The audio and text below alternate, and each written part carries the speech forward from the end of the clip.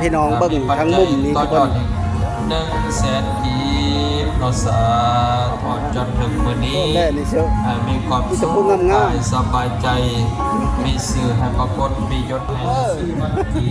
ยูทูบเบอร์กับคุณโซคุณโซดูซัมเดอร์กับคุณเจ้าของกรมศิลป์ดีมีเจ้าสิทาบางสื่อของการสร้างลงทางติดต่อมนต์ซ้อเสียงผู้ไทยขอกราบสวัสดีและก็สบายดีพ่อแม่พี่น้องสู้ผู้สู้คนมื้อนี้คอยบ่ม่วนกับทีมงานอาจารย์ดอกเพชรแดนจำพรเพิ่นกับผ้าที่ผ้าน้องออกไปพุ่นและท่าที่ห้างทุกคนเพื่อไปตั้งสถานที่ตั้งเวทีหรือว่าจัดสถานที่เฮ็ดลำวงย้อนยุคนะเพื่อสืบสานวัฒนธรรมของลาวเฮานี่แหละอยู่พระธาตุที่ห้างทุกคนอยู่นี่สบายดีมาเวเลนูทุกคนซึ่งเพิ่นมาแต่ฟ้าอูหูกอกบ่และพี่น้องผู้ไทยเฮาว่าแล้วกันดิตอนนี้ก็กำลังเกมอ้อตาเฮิรนอาจารย์ดอกเพชรแดนจำพรทุกคนวันนี้ก็ได้เวลาไปแล้วทุกคนคุณและมุ่งหน้าไปเซอร์ท่าที่ห้าง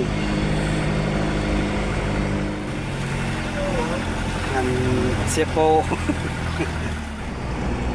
ตอนนี้เฮากับกำลังเริ่มไปเสื้อท่านี่หั่งพอแล้วทุกคนนี่ก็คือโตเมืองสวรรค์ตอนนี้เฮากับมาฮอดวงเวียนอาเซียนทุกคนมันบังรถคันนี้นี่อันนี้ก็คือสัญลักษณ์วงเวียนอาเซียนเฮากับมาทางนี้เลยเหาะเชื่ออ่างน้ำประปาใหญ่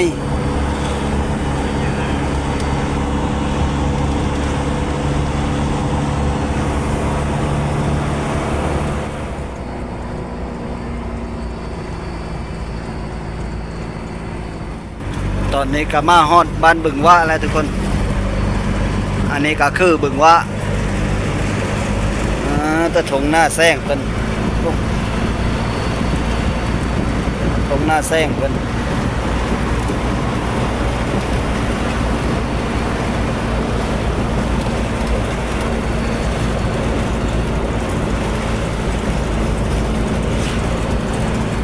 อย่าติดไปเอาว่ามันถือแค้นแล้วนะเอาฉลองปั๊บเลยเนาะเป็นบริติดจำอยู่ดอกอาจารย์แต่เฮาชำหนึ่งคนทักแล้วหายแม่นมันต้องคนฉลาดจังอยู่น้ำเราได้โดยผู้จะคิดไรว่าง่ายใช่เมนลีก็ดีโอเมคือบรรยากาศอยู่ในงานพระธาตุที่หั่งงานบุญไหว้พระธาตุที่หั่งทุกคนโอ้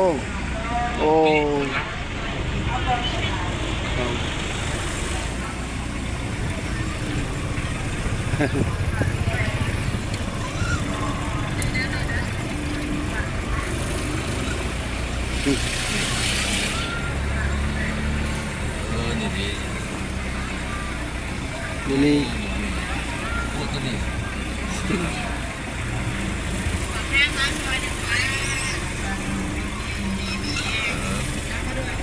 โคน้อยนี่บ่มองนี้เนาะโอเคบ้านฮอดแล้วแถวเฮามาฮอดงานแล้วก็พากันไปเลาะหาซื้ออันกินทุกคนสิได้หยังแล้วเบิ่งกันตอนนี้กระทางเฮาพระธาตุที่หั่งเป็นกำลังมีขันมังเบ่งบูซ่า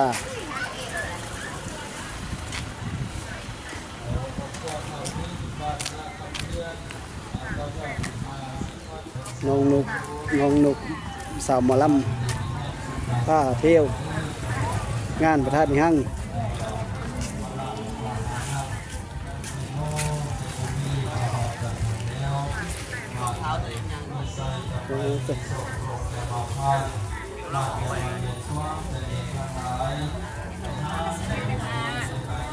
พันมันจะ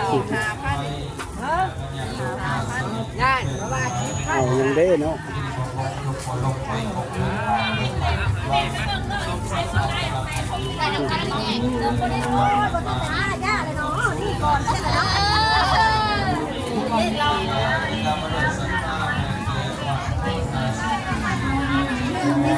เมื่อบรรยากาศสดๆน้ำกันทุกคนสิประมาณนี้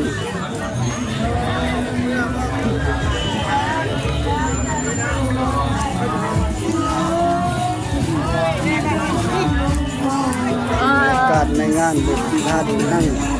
ก้นกระมากหน้าหลายตาอยู่ทุกคนตอนนี้กัน12 บ่ายโมงทุกคน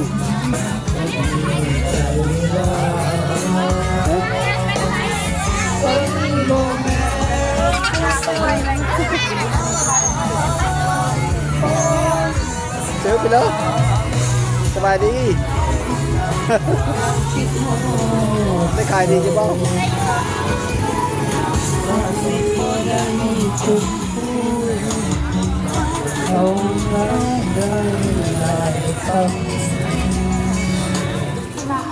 พี่น้องลูกนะ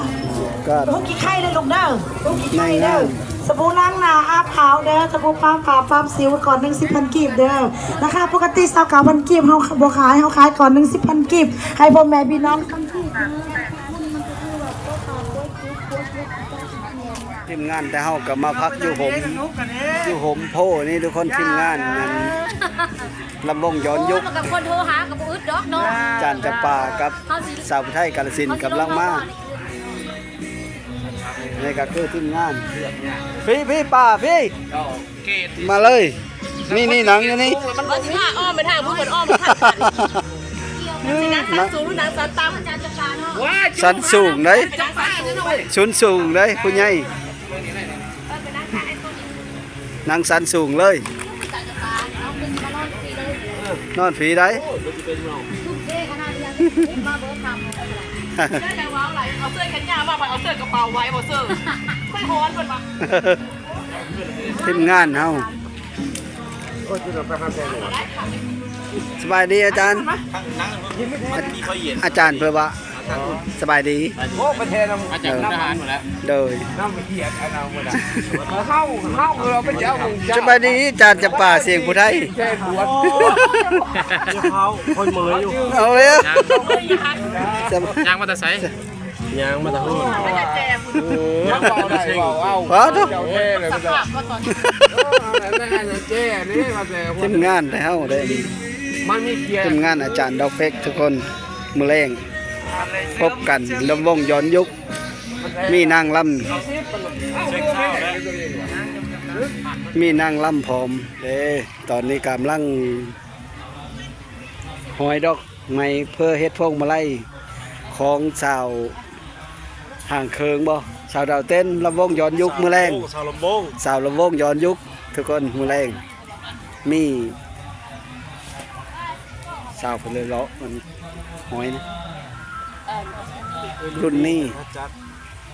รุ่นนี้เสียงผู้ไทยเลย ทีมงานมาแล้วบาทนี้ทีมงานอีหลานมาแล้วบาท เพื่อว่าเฮาโต๊ะบัดนี้ สบายดีแล้วปาต นะกำลังปั๊บอย่าง พากันมาแต่พุ่นแล้วนี่ทุกคนบ้านนปอดไปแล้ว กินบ่โตปลาดินแล้วบ่ เห็นแล้วบ่สไลเดอร์นะ นั่นล่ะว่าปลาโตกดชมค่อยว่าสิโทรหาแต่มื้อแรกเพราะยามันเขาหล่นผู้เจ้ามา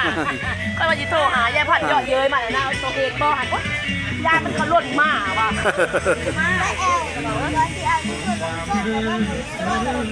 อันลาคันปลาโทรไปว่าพี่สไลเดอร์พอดีมันไทยมาคืนนั้นน่ะ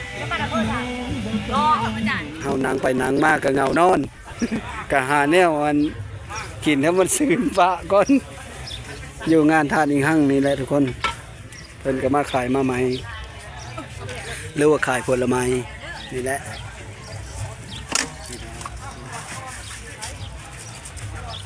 มัสซิดาบ่ขายแนวเลอนะ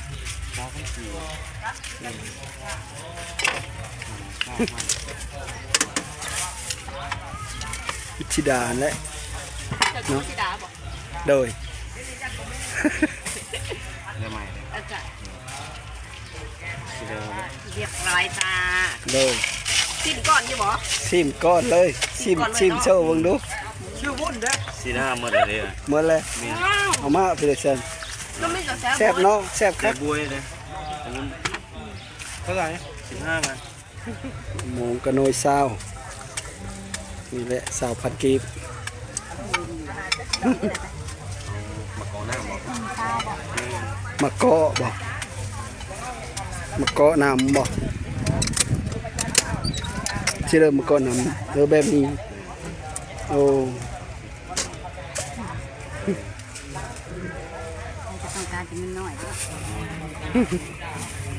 ได้ขายดีเนาะ เงี้ยเอาเจียงประเด็ดเจียง เอาเกิดก็ได้ ไปเนาะขอบใจแล้ว อาจารย์เด้อ ได้อันกินส้มเลย บอกห้างเห็ดแต่วันที่3 4 5อาจารย์บอกกันแน่หมู่คู่ห้างน้ำพี่ไผ่แน่ช่วยอาจารย์กระต่อกระแต กินส้มเด้ออาจารย์เด้อ มาสิบันทึกไทยพวกเจ้าถ้าพวกเจ้าจะบันทึกภาพบันทึกหยังกลับมา ทีมงาน แม่อาจารย์จะป่ามาแต่พุ่นแหละ มาแต่บ้านปอดพุ่นแหละทั้งลูกทั้งหลาน มาหมดทิมเลย แล้วก็สิพากันไปกับทีมงานบ้านนปอดเฮาก็พากันไปแล้วเลยได้บาทนี่เนาะ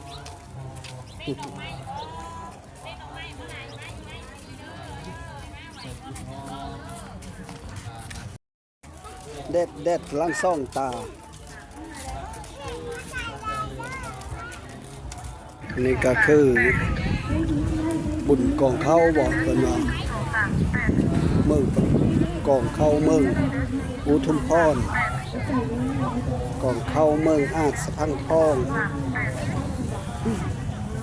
แต่ละเมืองก็มี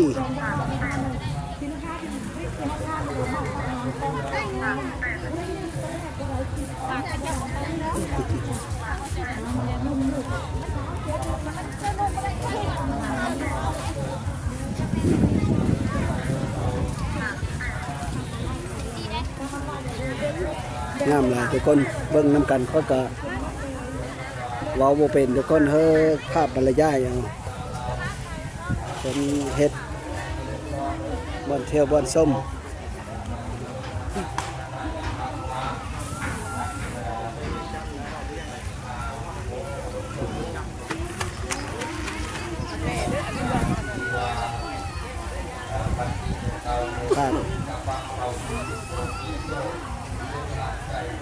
พระธาตุเข้าทุกคน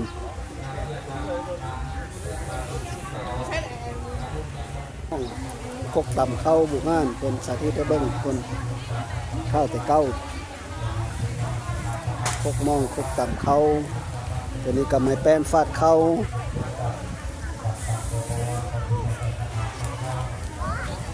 ตัวนี้กับคกเข้าต่ำมือ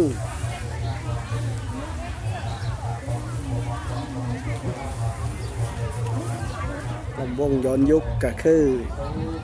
นั่นนำผ้าด้วยอาจารย์ดอกเพชรแดนจำพรทุกคนคอยกลับมานำกันนี่แหละก็ได้กำลังทางหากาเกณฑ์มันจะได้ว่าแสดงมือแรงทุกคนถ้าเบิ่งท่าชมนำกัน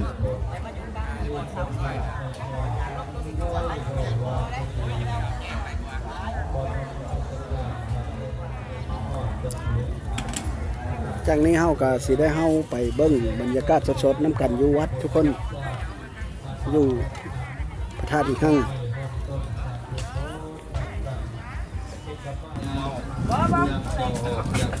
เท่าไรวะ10,000ตัวนี้บ่ เลยมันละ10,000เลย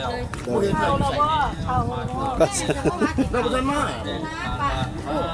อ้ยก็อีโกเราห้องน้ำ ดอกไม้ฮะดูเอามัดหนึ่งตัวนี้เนาะ เมไหวบาดบึงตะลุงเมืองจำพรแต่ยอดเศร้าวันผีแม่ออกเลี้ยงบ้านบ่อยเก็บดาวต่อยอดเศร้าวันผี เลย บ่ลมบ่ให้บกเป็นทางบ่ให้ความผิดหวังสัพพะกะลังให้ติดดีเต็มงาม นี่ก็คือบรรยากาศอยู่ภายในวัดพระธาตุอิหังทุกคน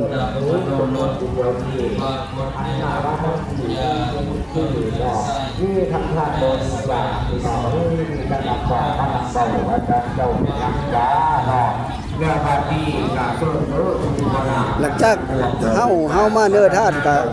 ลงกันกับมันซุ่มมันลานและซุ่มก็จะมาผู้เดียวบ้าน บริวารเด้อเนาะที่เป็นศาสนาใด พี่น้องเบิ่งบรรยากาศอยู่ใน พี่น้องเด้อบ รรยากาศ ใจสวยกัน สด มามาหอดมาถึงเดี่ยวทำงานไปสา นี่ก็คือ เดือนละที่ ธาตุอิ ที่ หัง ทำเดี่ยวจะยางกายพี่น้องเนาะอยู่บนนี่บนเป็นบนเรื่องง่ายผมเชียงถูกชาตาทั้งเจ้าหน้ากำบังกรเพจหมอกันท่ามได้พี่น้องเข้ามาเนื้อมือไปเข้าเตะหัวเนาะมาเจ้าบ้านในเรื่องใดเนาะแต่ก็คือต้องเสียงคือเสียงฝากไว้กระที่เกิดเป็นบุญผลมาขึ้นระว่างลงไปเป็นปัจจัยเข้านี่แล้วเนาะ ความสุขเริ่มต้นคนเก่าตรงเก่า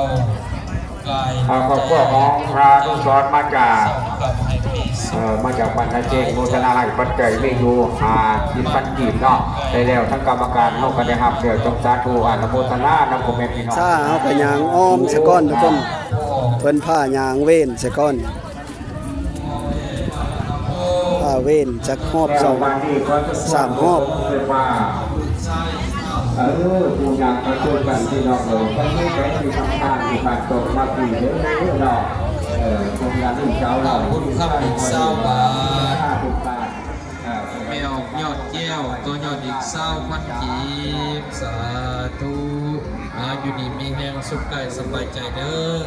การปรุงงามปักตุมสุขเย็น ยาง กินบ่บกจบ ยางเว้นซะก่อนทุก ป ค ล่อย น บกเป็นหาดปล่อยขาดเป็นวังสัพพะกะลังให้เต็มดีเต็มงามเงินในดองทองไหลมาปรารถนาสิ่งใดว่าเจ้าได้สิ่งนั้นสมดังมโนหวังอันว่าปุ้ยไปสังอย่าสุมีมาต้องขอให้เงินทองล้นเต็มหงล้นไทยความเจ็บไข้ขอให้เว้นให้ห่างหนีนอกจากนี้มีกำลังใหญ่ คนอ้อม กำลังกายกำลัง งอมไปเลย ให้มีหลายเรื่องมากทางทำการศึกษาปล่อยเฮล่าอ่อนเฮียงปล่อยสมมาเรื่องพระโนเจ้าปรารถนาทำการข้าด้วยล่าให้ได้เงินพอให้ได้พอหาบางได้เห็นเว้นจะต่อเงินท คือ อง เป็นบริจาคแล้วแต่จิตใจใส่ศรัทธา ขอบารมีพระธาตุอินทร์จงสะท้อนยอดกลับปกป้องคุ้มครองศรัทธานาวาของตนญาโยมพ่อแม่เฒ่าแก่ทุกคนทุกท่านประสบผลสำเร็จในชีวิตในธุรกิจในการในงานนี่ก็ไม่เดียวเดียวเกียรติเสริม สบายดีสบายดีเด้อมาประเทศใด ยูทูบเบอร์กับคุณโซ่คุณโซ่ดูสองเด้อกับคุณกับขอบคุณสุด เฮ้ยดีมีแห้ง เจ้าสัมภาษณ์บางสิ่งบนความงามสมบูรณ์อำนาจตัวยอดทาสิบนาดูดีสาธุใจน้อง สบายดีอันนี้ก็คือตู้บริจาคทุกคนก็เป็นบริจาค10,000 กีบตู้บริจาคเขาสร้างสร้างในสถานที่ศักดิ์สิทธิ์ ให้ได้อารมณ์ของเราเจ็บใจเราที่ว่าเราวันของสมญาโยมพ่อยาแม่ยาพ่อใหญ่แม่ใหญ่ลูกว่าเอาฝากนักเรียนนักศึกษาปัญญาชนวัฒนธรรมตำรวจตรวจการสังหารกรรมกรเจ้าประสานหลอดตลอดโซ่นี้มาสด จากเฮายางอ้อม3รอบแล้วเฮาก็มาไว้ทุกคน ไว้อธิษฐานว่าสิ่งที่ศักดิ์สิทธิ์อยู่ท่าที่หั่งคุ้มครององค์พระแย่งสลัมพระโลยจะทรงให้มันมีคิดเลิกกับเขามากกว่าเลิกเขาได้สมความมุ่งมั่นปรารถนาทุกคนถือว่าสิ่งศักดิ์สิทธิ์คู่บ้านคู่เมืองคู่แขวงสวรรค์เขตเฮาก็เลยได้มากกับคาถาว่ามาบุญธาตุหั่งแล้วบ่ได้ไว้บุญบ่ได้ไว้พระธาตุหั่งกันซ้ำบ่ได้มาทุกคนก็ถือว่าสำเร็จแล้วทุกคนบ้านนี้ก็สิพาพี่พาน้องออกไปดินอยู่เนาะพุ่นแหละไปเบิ่งไปเที่ยวนํกันทุกคน ยาวยางจำพระจำเงินกับแก้วด้วยเดินสาธุ บรรยากาศ บุญกับบนโซบนโซเนื้อสม ภายในวัด ศรัทธานาวะของตนญาติโยมเฮามาฟังสื่อเป็นบุญฟังนำสกุลเป็นทรัพย์ฝากฟังในบวรพระพุทธศาสนาในวันนี้ พี่น้องเบิ่งทั้งมุมนี้ทุกคน 100,000 กีบเนาะสาธุอยู่ดีมีแห้งเด้อพี่น้องทางเรื่องโพธิ์ทองแดงจำปาสักมาหอดจนถึงมื้อนี้มีความสุขกายสบายใจมีสื่อให้ปรากฏมียศให้ได้ ก็คือบรรยากาศอยู่ในงานทุกคนขอกสิพาทุกคนรอเบิ่งไปได้เลย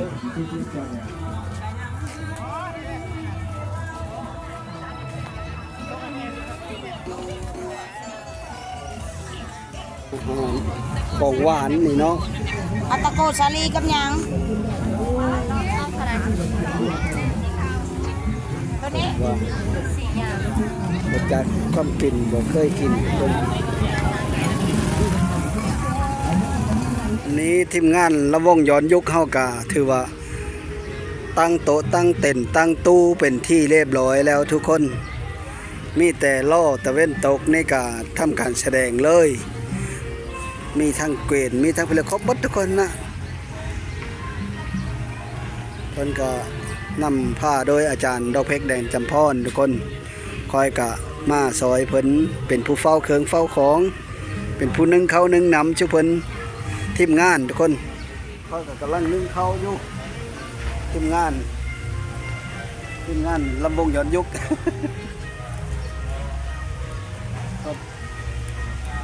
ผู้วันนึ่งเขานึ่งน้ำ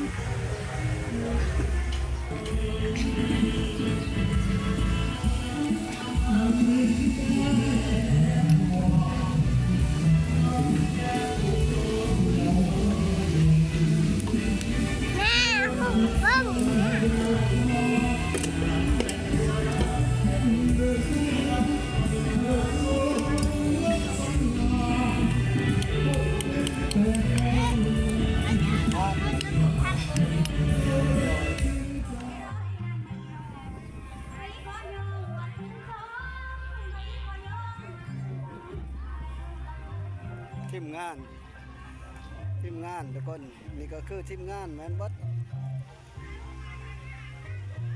หลายคนอยู่มากกันทุกคนหลายคนที่ว่าผู้เลออยู่เคยอยู่ไกลกับถ้าว่าเห็นแล้วก็มาดิ้นน้ำกันได้ทีมงานมันลำวงย้อนยุคอยู่ทางกกโพน้อยนี่เด้อทั้งห้องน้ำทุกคนทั้งผีและทั้งแจวัดทางเฮาวัดหรือว่าทางเลาะกลมเล่นมานี่ก็เฮาวัดนะทุกคนอันนี้แหละทีมงาน